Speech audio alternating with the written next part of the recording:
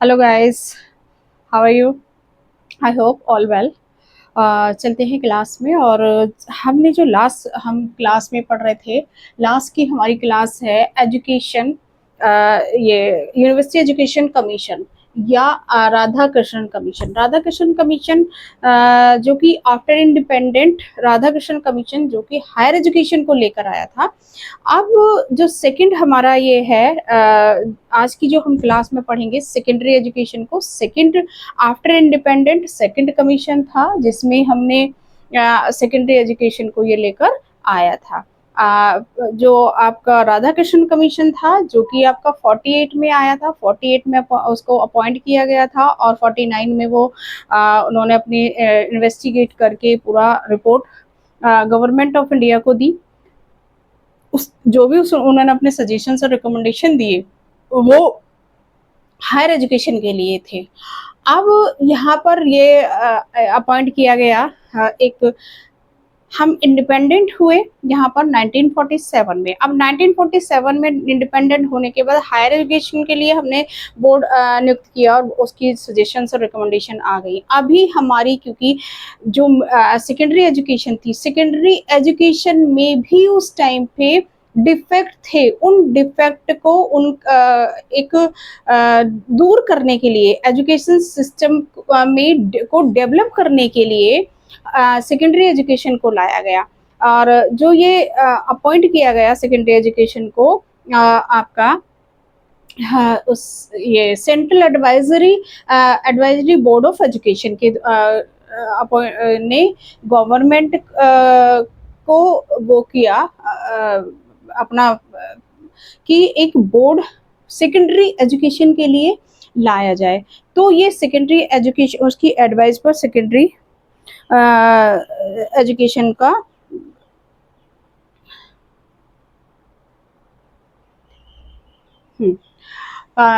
जो आपका ये central advisory board of education था, इसी की एडवाइस पे गवर्नमेंट ऑफ इंडिया ने इस कमीशन को, सेकेंडरी एजुकेशन कमीशन को अपॉइंटेड किया। अब इसको जो अपॉइंटेड किया, इसको कहा गया कि आप देखिए कि जो हमारी day by day population increase हो रही है और पॉपुलेशन इंक्रीज हो रही है, उसके साथ साथ हमारे जो मिडिल स्कूल्स थे, जो हमारे सेकेंडरी स्कूल्स की संख्या भी डे बाय डे इंक्रीज हो रही थी। तो उसमें एजुकेशन को अच्छे से डेवलप करने के लिए और जो हमारी उस टाइम की सोसाइटी की नीड थी उसको देखने के लिए इसको अपॉइंट किया गया कि देखिए, जाइए आप जगह जगह जाइए और जितने भी एजुकेशनिस्ट हैं, एजुकेशन की जितने भी इंस्टीट्यूशंस हैं, जितने भी आपकी कमीशंस इससे पहले आए, बिफोर इंडिपेंडेंट आफ्टर इंडिपेंडेंट, उनको देखिए कि क्या इसमें हम एजुकेशन को बेटर करने के लिए, अपनी सोसाइटी को डेवलप करने के लिए, अपनी सोसाइटी के लिए अच्छे सिटीजन्स पैदा करने के लिए क्या बेटर कर सकते हैं, अपने सजेशंस दीजिए। उसके लिए इन्होंने 29 सितंबर को ये 29 सितंबर और ये 1952 को एक ये सेकेंडरी एजुकेशन या मुदालियर कमीशन को अपॉइंटेड किया। अब इन्होंने अपॉइंट किया, इनको कहा गया कि जाइए इन्वेस्टिगेट कीजिए और अपने सजेशंस दीजिए सेकेंडरी एजुकेशन के लिए। इन्होंने ये 29 अगस्त 1953 को अप्रोक्स 240 या 250 100 पेजेस की रिपोर्ट दी, जिसमें 15 वो थे चैप्टर थे, 15 चैप्टर्स थे। ये रिपोर्ट इन्होंने गवर्नमेंट ऑफ इंडिया को दी। इसके जो चेयरपर्सन थे ये थे डॉक्टर ए लक्ष्मण स्वामी मुदालियर। इनकी चेयरमैनशिप में इस का इन्वेस्टिगेट किया गया सेकेंडरी एजुकेशन को, क्या उसमें फॉल्ट थे, कैसे हम अच्छे सिटीजन्स पैदा करें, कैसे हम नई टेक्नोलॉजी से बच्चों को जोड़ें, जितने भी हमारे छात्र छात्राएं जो भी थे उनको कैसे नई नई टेक्नोलॉजी, कैसे उनको एक अच्छा उनके स्किल्स डेवलप करें, उस सब को देखते हुए उन्होंने अपने सजेशंस, अपने recommendation the. Mudaliar Commission was appointed by the Government of India under the chairmanship of Dr. Lakshman Swamy Mudaliar. Then Vice Chancellor of Madras University. ये वाइस चांसलर थे कहाँ के? मद्रास यूनिवर्सिटी के।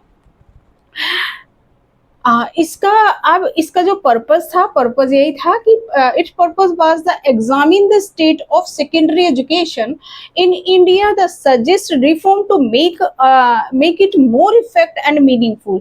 मतलब हम जो हमारी सेकेंडरी एजुकेशन है उसको कैसे मोर इफेक्टिव बनाए, कैसे उसको मीनिंगफुल बनाए, ज़्यादा से ज़्यादा कैसे अच्छे हम सिटीजन्स पैदा करें, कैसे हम लीडरशिप क्वालिटी की क्या जो हमारे यहाँ पर डेमोक्रेटिक है, जिससे कि हमारी जो डेमोक्रेसी है वो सक्सेस हो, तो हम अपने सजेशंस दीजिए। तो इन्होंने जो इसको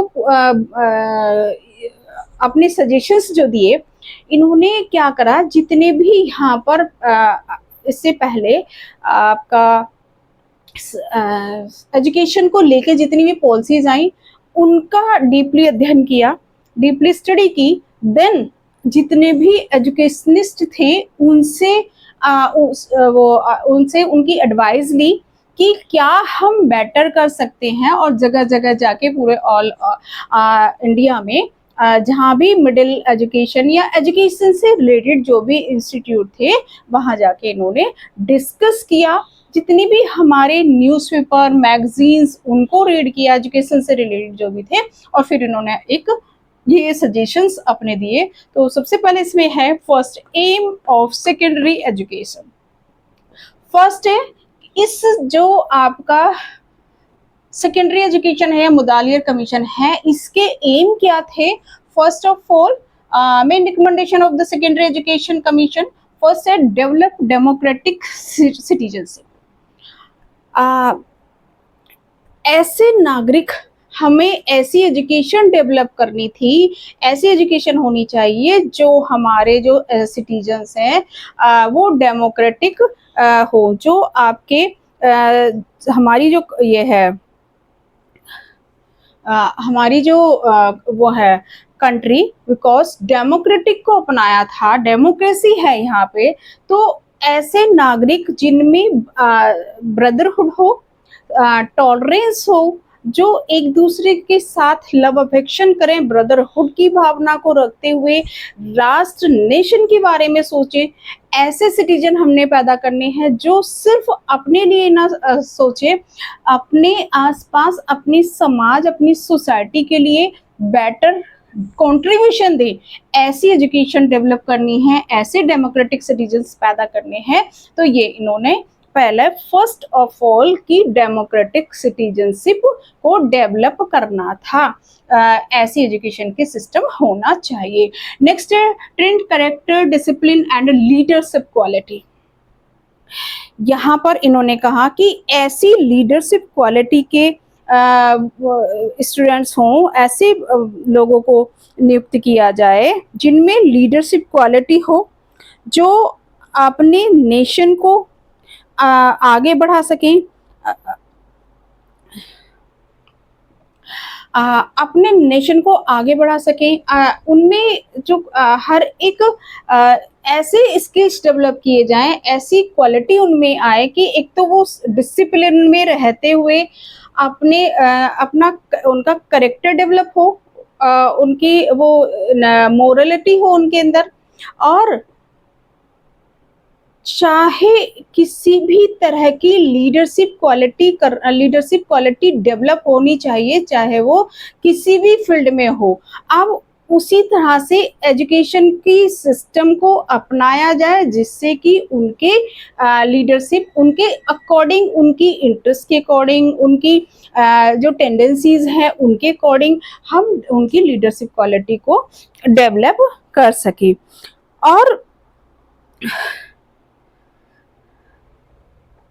हमारी जो सोसाइटी की रिस्पॉन्सिबिलिटी है, है ना, वो उसमें अपना कंट्रीब्यूशन कर सकें, जो हमारी इकोनॉमिक है उसमें वो अपना कंट्रीब्यूशन कर सकें, जो हमारी इंडस्ट्रीज हैं उसमें अपनी लीडरशिप क्वालिटी को वो इन्हेंस कर सकें या वो लीडरशिप कर सकें, उसके लिए ऐसे व्यक्तित्व का निर्माण करना, ऐसे लीडरशिप क्वालिटी पैदा करना यहाँ पर, और ऐसे डिसिप्लिन लीडर्स पैदा करना जो डेमोक्रेटिक कृषि को सक्सेस करें, जो अपनी सोसाइटी को डेवलप करें, अपने नेशन को आगे बढ़ाएं, ऐसी एजुकेशन सिस्टम की यहाँ पर इन्होंने बात की थी, जो कि आपके डॉक्टर ए लक्ष्मण स्वामी मुदालियर जी थे, इन्होंने ये सजेशंस दिया था।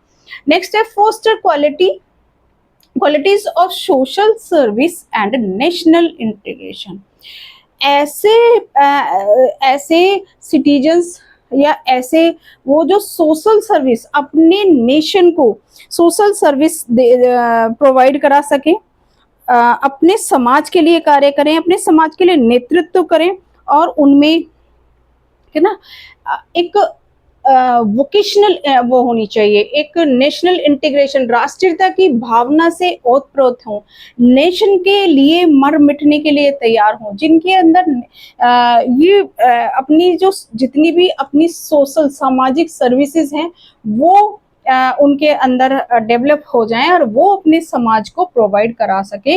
ऐसी क्वालिटी हमें पैदा करनी है, ऐसी एजुकेशन का सिस्टम हमें रेडी करना है, ऐसा सिस्टम हमारा एजुकेशन का होना चाहिए। नेक्स्ट है prepare student for higher education और एंट्री इनटू वर्क।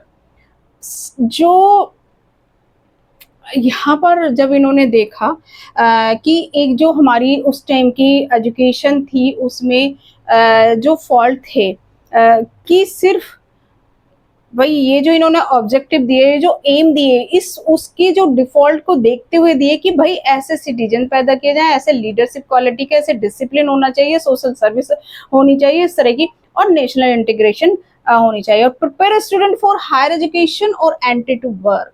मतलब सिर्फ उस टाइम की जो आपकी सेकेंडरी की एजुकेशन थी, सिर्फ और सिर्फ वो हायर एजुकेशन के लिए तो बच्चे जा रहे थे, हायर एजुकेशन के लिए तो टर्न हो गए थे, बट वो कोई स्किल्स उस टाइम की नहीं एजुकेशन से ले पा रहे थे, कोई वर्क, ऐसी एजुकेशन जो हमारी हायर एजुकेशन है या हमारी इस एजुकेशन में ऐसा सिस्टम किया जाए जिससे कि वो अपना वर्क भी कर सके, अपने लिए कर सके, अपने समाज के लिए काम भी कर सके, ऐसी एजुकेशन का सिस्टम यहाँ पर होना चाहिए। ये इन्होंने कहा था स्टूडेंट को इस तरीके से प्रिपेयर की जाए हायर एजुकेशन के लिए, वो हायर एजुकेशन में जाए और अपने जो व्यवसाय है उनको कर सके। व्यवसायिक जो कोई बिजनेस करना चाहता है तो वोकेशनल मतलब जो एजुकेशन है, हायर एजुकेशन की तरफ जो बच्चा जा रहा है जो यहाँ पर, तो यहाँ से ही उसको इस तरह की वो दिया जाए एजुकेशन, जिससे कि वो अपनी व्यावसायिक कार्यों में भी जा सके और अपने स्किल्स के अकॉर्डिंग, अपने टेंडेंसी के अकॉर्डिंग वर्क कर सके।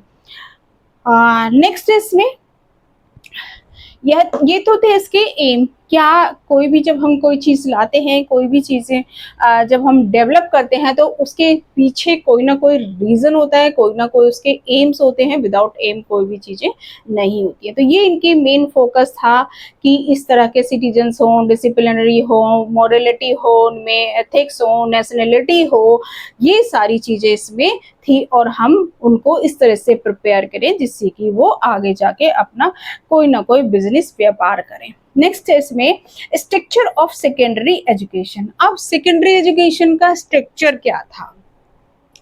जैसे हमारी अभी भी हम जब करते हैं तो हमारी पॉलिसी जितनी भी बनती है उनका कोई ना कोई स्ट्रक्चर जरूर होता है एजुकेशन का। तो स्ट्रक्चर में मीन्स कि ये जो 10+2 का हमारा सिस्टम चला रहा था, इसी में इन्होंने कहा अब क्योंकि ये हमारा सेकेंडरी एजुकेशन है तो इन्होंने कहा जो आपकी जो लोअर है या आपकी बेसिक एजुकेशन है उसमें आपका वो 3 इयर्स का होना चाहिए। इन्होंने इसको 2 लेवल पे डिवाइड किया। इन्होंने कहा secondary education should be divide into two level, है ना। ये जो सिस्टम था इन्होंने टू लेवल पर डिवाइड किया।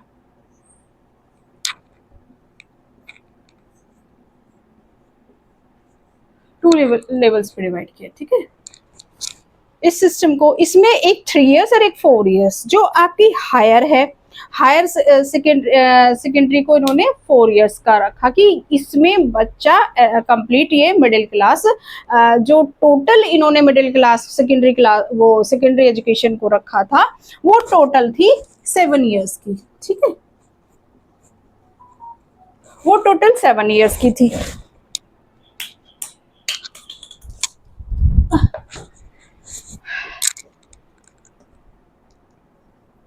टोटल 7 इयर्स की थी। तो यहाँ पर इन्होंने एक तो ये कहा कि जो एजुकेशन है, आपकी सेकेंडरी एजुकेशन है, टोटली उसको टू लेवल में डिवाइड किया। एक आपकी लोअर सेकेंडरी आपकी होनी चाहिए 3 इयर्स की, और हायर सेकेंडरी आपकी होनी चाहिए 4 इयर्स की। देन टोटल जो एजुकेशन हुई वो 7 इयर्स की हुई। अब इन्होंने यहाँ पर एक चीज और बोली कि जो हाई स्कूल है, इंटर कॉलेज हैं, उनमें ही उनको जो 11th की जो वो है क्लासेज हैं, उसमें ही उसको वो इंक्लूड कर दिया जाए, मतलब उसी के अंदर उसको इंक्लूड करके पढ़ाया जाए। और जो हमारी 12th की क्लासेज हैं, 12th है, उसको यहाँ पर नहीं, यहाँ पर इन्होंने एक चीज बोली, pre university education to be separated from university level education. आपका यहाँ पर ये एक 1 इयर्स का प्री यूनिवर्सिटी एजुकेशन भी होनी चाहिए, जिससे कि वो हायर एजुकेशन में एंट्री कर सके। एक ये एक करिकुलम और इन्होंने यहाँ पर ऐड किया। दूसरा, इन्होंने कहा कि जो आपकी 12th की कक्षाएं हैं, उनको क्या डिसकंटिन्यू कर दिया जाए, मतलब 12th की कक्षाओं को नहीं होनी चाहिए। 12th को आप कॉलेज से ही वो एफिलेटेड कर दो, जो कॉलेज है उसी से एफिलेटेड कर दो, किसको, 12th की क्लासेस को।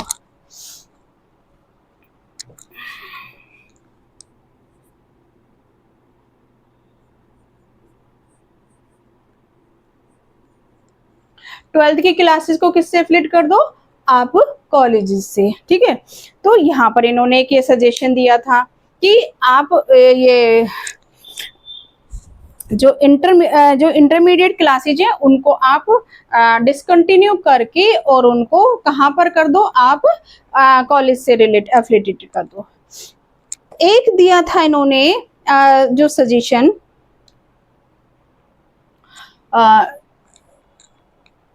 जो आपकी डिग्री कोर्सेज हैं, डिग्री कोर्सेज आपके 3 इयर्स के होने चाहिए। डिग्री कोर्सेज को इन्होंने बोला है कि वो आपके 3 इयर्स के होने चाहिए यहाँ पर।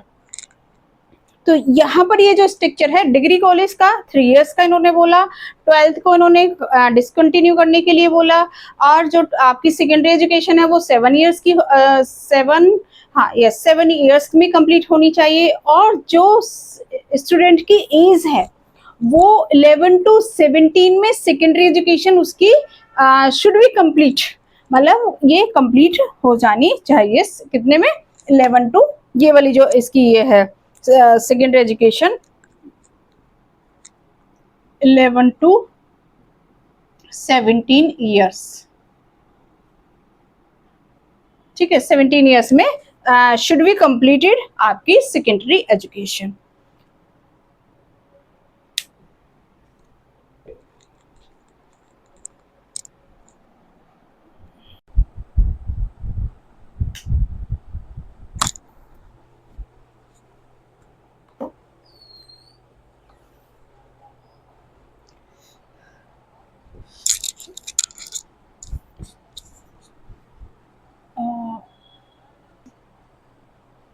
नेक्स्ट है इसमें करिकुलम रिफॉर्म।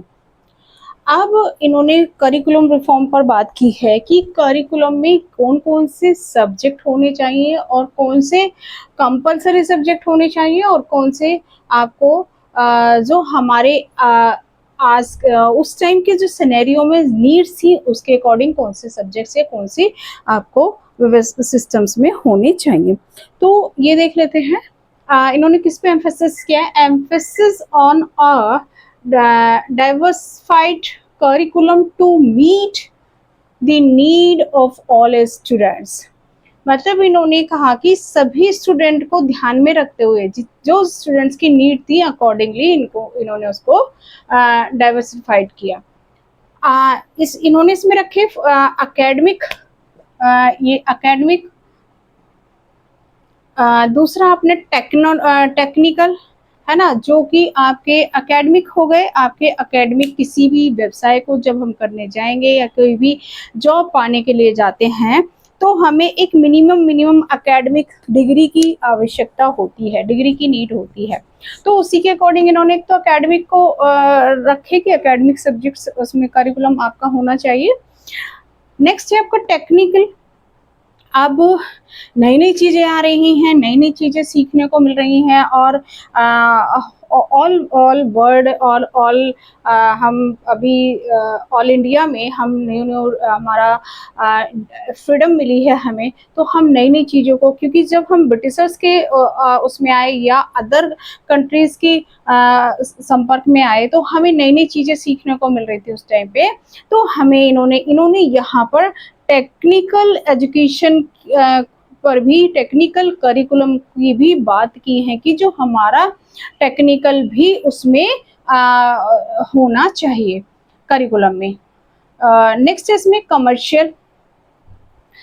आप कमर्शियल की बात कर रहे हैं यहाँ पर, कमर्शियल क्योंकि हमें यहाँ पर कमर्शियल होना चाहिए जिससे कि जो बच्चे हैं, जो भी स्टूडेंट हैं, जो भी पीपल्स हैं अपने व्यापार को कर सके, अपनी इंडस्ट्री लगा सके, स्मॉल इंडस्ट्री लगा सके, बिग इंडस्ट्री लगा सके। तो कमर्शियल भी होना चाहिए जिससे कि हमारी इकोनॉमिक कंडीशन भी सॉलिड हो सके। अब इकोनॉमिक कंडीशन कब सॉलिड होगी, जब हमारे जो सिटीजन्स हैं वो एक इकोनॉमिकल सॉलिड होंगे तो हमारी जो हमारा कमर्शियल है, जो हमारा उस टाइम पे खेती बहुत ज़्यादा थी, एक कृषि प्रधान देश कहा जाता है भारत को, कहा जाता था। अभी तो डेवलप हो गया है, बहुत सारी टेक्नोलॉजी में आगे निकल गया है, लेकिन अभी भी हम कहीं ना कहीं हमारी जो वो है खेती की उस पर है, हम बहुत ज़्यादा डिपेंड है। तो उस टाइम पे अब हमें कमर्शियल की बात यहाँ पर करिए कि कमर्शियल बेस्ड हमारा करिकुलम होना चाहिए, उसमें कमर्शियल एक्टिविटीज़ होनी चाहिए। ऐसे ही आपकी एग्रीकल्चर की बात करें, आप देखिए अब जो यहाँ पर कृषि प्रधान देश की हम यहाँ भी बात ही कर रहे थे कमर्शियल में। कमर्शियल में हमारा व्यवसायिक किसी भी तरह का हो सकता है। अब जो खेती है वो भी तो हमारा एक क्या ना, एक इंडस्ट्री बेस्ड हो सकती है, क्योंकि जो हमारा कच्चा माल आता है खेती से वो हमारी इंडस्ट्रीज में जाता है। तो हमें हमारे करिकुलम में खेती की, एग्रीकल्चर की नॉलेज भी हमें प्रोवाइड कराए, ऐसे एजुकेशन का करिकुलम हमारा यहाँ पर इन्होंने बात की है कि एग्रीकल्चर से रिलेटेड भी करिकुलम में वो जो भी नीड्स है वो उसमें होनी चाहिए। नेक्स्ट है फाइन आर्ट। फाइन आर्ट की इन्होंने बात की है कि जो बच्चे हैं अपने इंटरेस्ट के अकॉर्डिंग अगर वो अपनी आर्ट में, अपनी कला में, अपने स्किल्स में जाना चाहते हैं, इंटरेस्ट अपना उनका अगर इंटरेस्ट है तो करिकुलम में फाइन आर्ट्स को भी रखा जाए। तो यहाँ पर ये तो इन्होंने बात की कि आपके करिकुलम में academic, technical, commercial, agriculture, fine art की। अब इन्होंने यहाँ पर कंपलसरी सब्जेक्ट की, देखिए ये तो है आपके स्किल बेस्ड कि आपको बच्चे के इंटरेस्ट के अकॉर्डिंग बच्चा किस लाइन में जाना चाहता है कि वो एकेडमिक में, हायर एकेडमिक में जाके वो कुछ बड़ा चीज़ें करना चाहता है तो वो एकेडमिक आप हायर उसमें जा सकता है। टेक्निकल उसमें जाना चाहता है, अगर उसका इंटरेस्ट टेक्निकल लाइन में है तो टेक्निकल जो स्किल्स है उसमें वो डेवलप हों, ऐसे इन्होंने करिकुलम की बात की थी। ऐसे ही करिकुलम यहाँ पर इन्होंने अकॉर्डिंगली बच्चा अपनी नीड के अकॉर्डिंग जैसा उसकी टेंडेंसी है, जैसे उसकी इंटरेस्ट है वो ले सके, वो तो हो गए आपके ये सब्जेक्ट।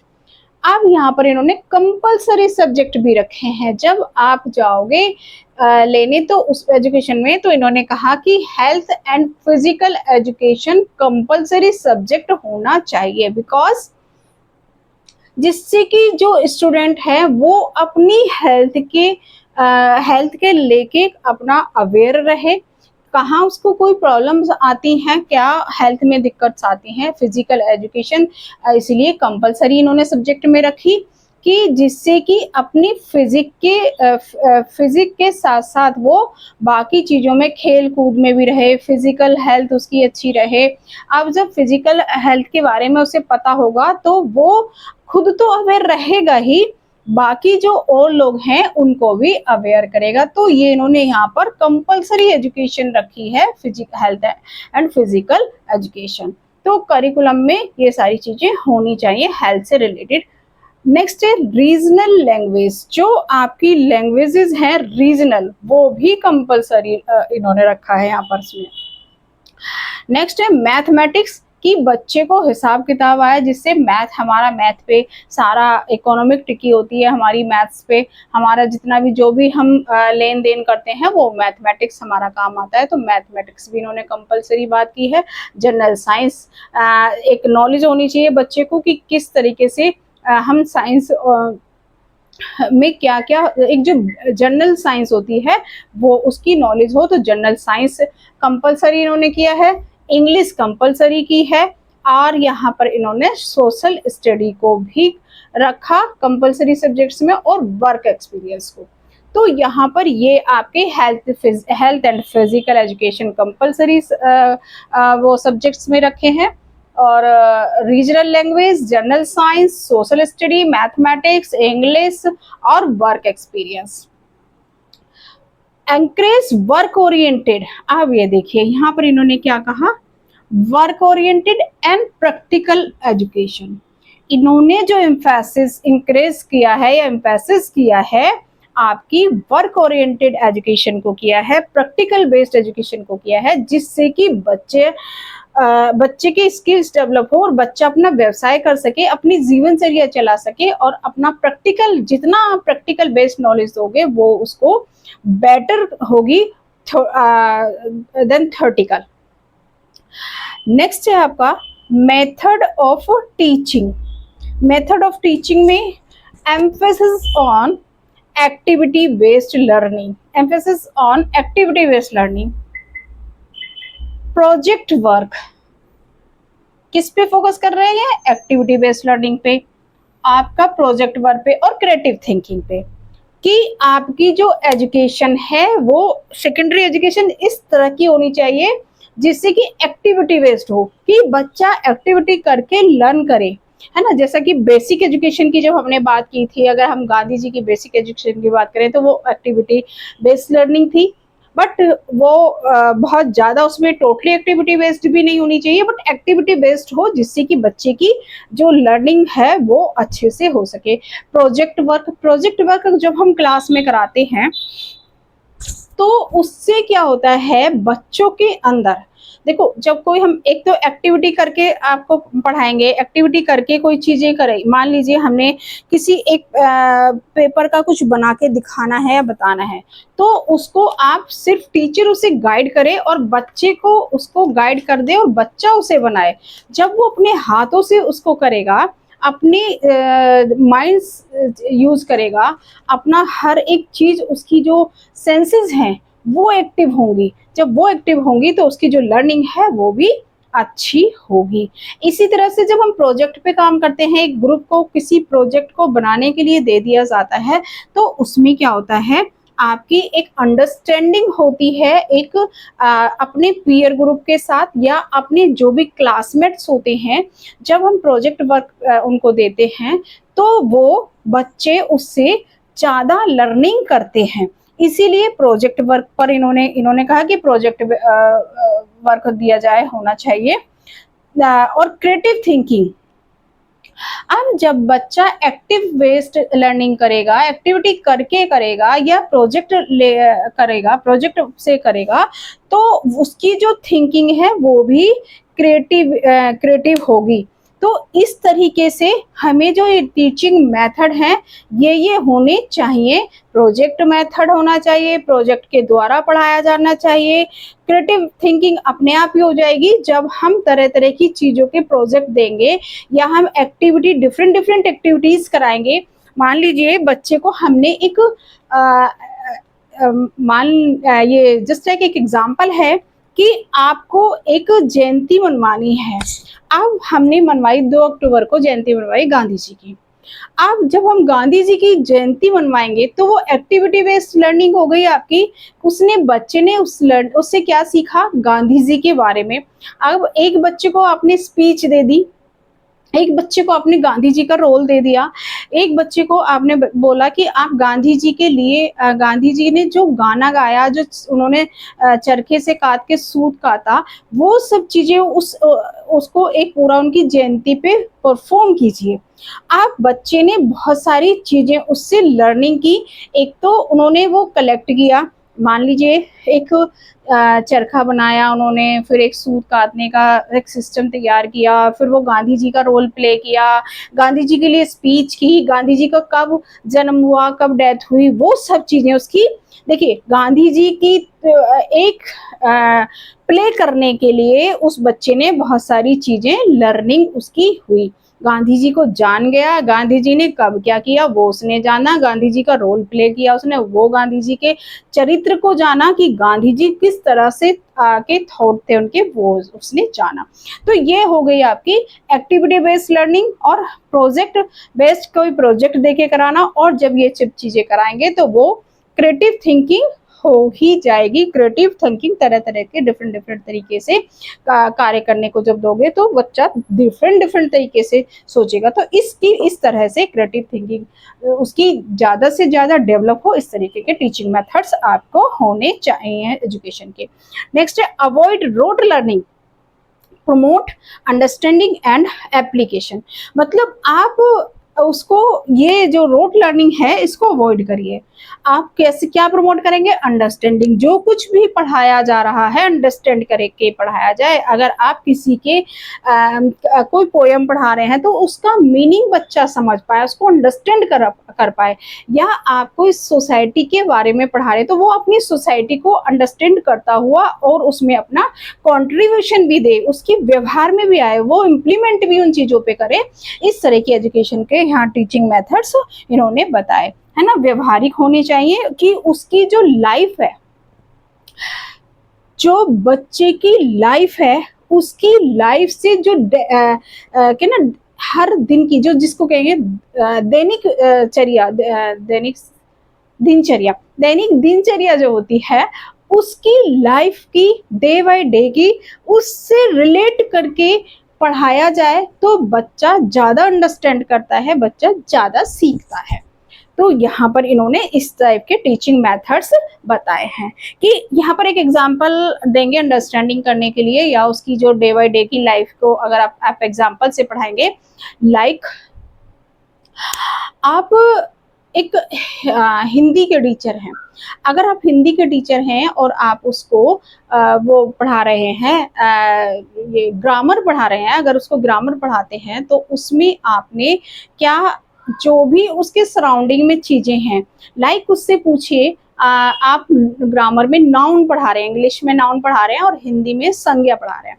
तो अगर आपको उसको नाउन या संज्ञा पढ़ा रहे हैं तो आप उस बच्चे के सराउंडिंग में जो भी चीज है उनका एग्जाम्पल उससे पूछिए। व्हाट इज दिस, बच्चा बताएगा जो भी होगा आपके हाथ में। लाइक मेरे हाथ में मोबाइल है, बच्चे से पूछेंगे व्हाट इज दिस, तो ये बच्चा बताएगा this is mobile, then this is pen, it is pen. तो जब बच्चा वो बताएगा तो आप ये बताओगे उसको, जब ये सारी चीजें, या ये फैन चल रहा है कैसे चलता है, ये सारी चीजें बताएंगे आप उसके सराउंडिंग से उठा के, तो उसको ज्यादा अच्छे से वो अंडरस्टैंड करेगा कि नाउन ये होता है या संज्ञा हम इनको कहते हैं, जो भी हमारे वस्तुएं होती हैं वो संज्ञा होती हैं। इस तरह से बच्चा उसको अंडरस्टैंड करेगा और उसके एक व्यवहार में चीजें आ जाएंगी, व्यवहारिक टीचिंग होगी। तो यहाँ पर ये इन तरह इन्होंने टीचिंग मेथड्स बताए कि इस तरह के टीचिंग मेथड्स होने चाहिए।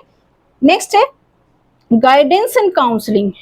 ये देखिए, इसका बहुत बड़ा रोल है। अगर हम आज के सिनेरियो में भी देखें तो बहुत ज़रूरत है आज की सोसाइटी को, और आज की जो हमारा यंगस्टर है, यूथ है, जो हमारे स्टूडेंट्स हैं, जो बच्चे हैं, उनको गाइडेंस और काउंसलिंग की बहुत बहुत नीड है।